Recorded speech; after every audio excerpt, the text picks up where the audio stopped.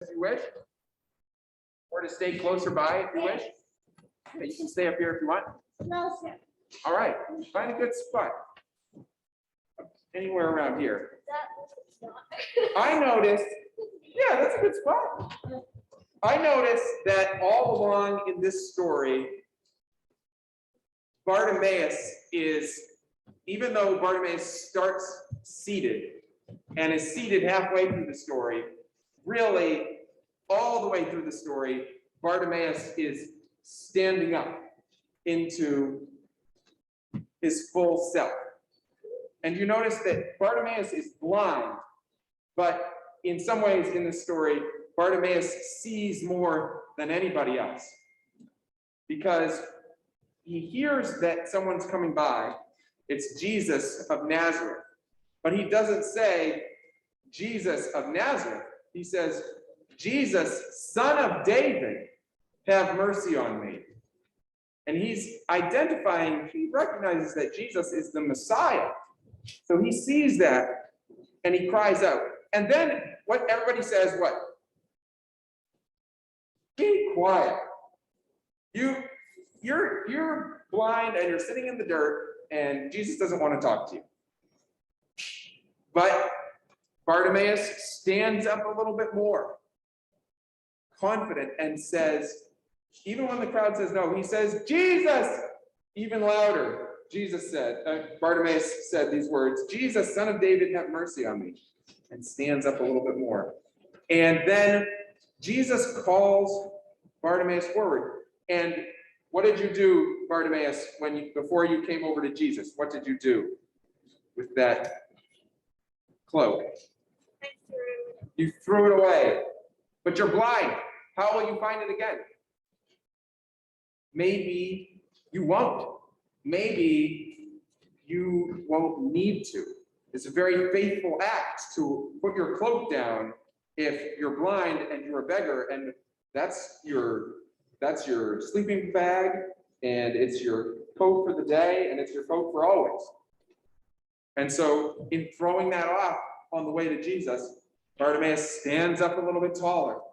And then Jesus says, go, your faith has made you well, go. And the last line, it wouldn't make sense to me, because Bartimaeus was told, go, your faith has made you well. But what does Bartimaeus do? Follows Jesus on the way.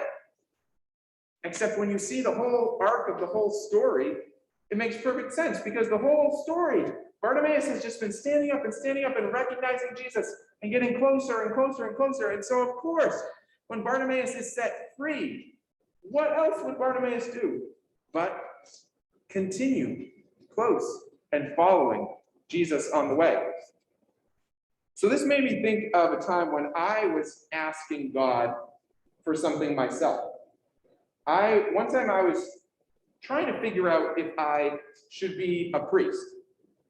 And so I had a group of people from the church who helped me to ask that question and talk about what that would mean. And any of you can have this, right? Anytime you have a big question in your life that you're trying to answer, you can always raise your hand and say, I'd like some help. And we'll get a group together with you. So I was asking this group whether I should be a priest, and I was confused because I was waiting for other people to say, yes, you should be a priest. And they were saying, really? We're not sure.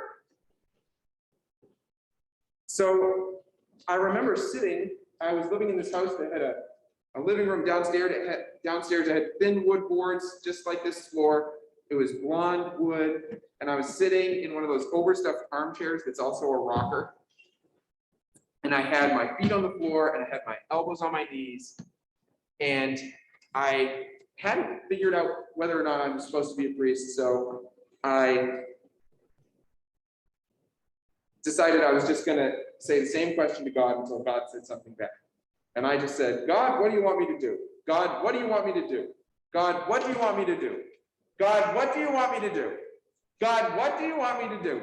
And finally, I heard God say, not with my ears, but inside, I heard God say to me, "Read, I gave you all these gifts. What do you want to do with them?" And I thought, oh, okay. Well, I want to be a priest. I could breathe once God said that to me. I gave you all these gifts. What do you want to do? I could realize that I wasn't at that moment searching for one moment of being grabbed and thrown into something new. But I heard God saying, "You've been listening all through your life and standing up this way and standing up in that way. You've been growing up into my child, and you are free. What do you desire to do with your life?" And so then I was able to say, "Oh, I want to stand up and follow you." And so I wondered, when you hear the story of Bartimaeus, what comes to your mind? Is there a moment in your life when you have been healed by God or been set free by God? Is there a moment like that that you remember that you would be willing to share in 1 minute?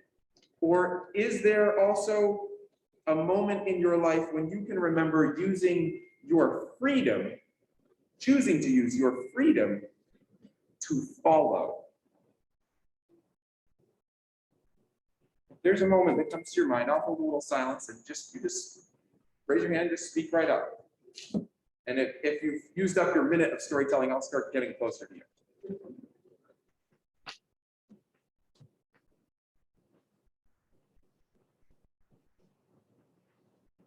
The moment when God set you free, will heal you. Or a moment when you use your freedom to follow.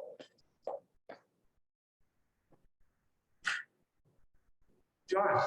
Well, sometimes moments stretch out a bit, don't they? Yes. And so I just realized, I grew up as a child of privilege, but I never realized that I was privileged. I just thought, well, everybody's like me. And in the last few years, I realized that's not true, and I'm trapped in a lot of the assumptions that I made. And so it's the standing up and is sort of a conversion thing. And the world needs to change. Stop. Thank you, John. Can I say, it sounds like you're throwing off a cloak. Yeah. Thanks. Yes, Clark.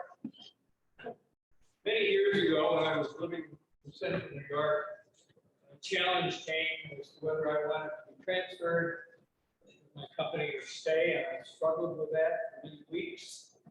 And one day, coming back from my last interview, God said to me, "I want you in the meeting." That was over 40 years ago. It does answer your struggles. Thank you, Clark. Sometimes when you call out, Jesus stops and says something back. Yeah, thank you.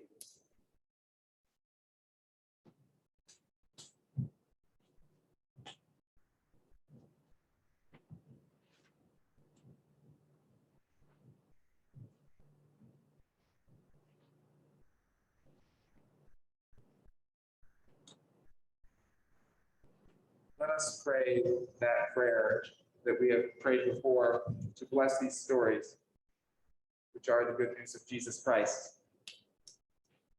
For what was, thanks be to God. For what is, thanks be to God. For what will be, thanks be to God. You're welcome to go back to your seat.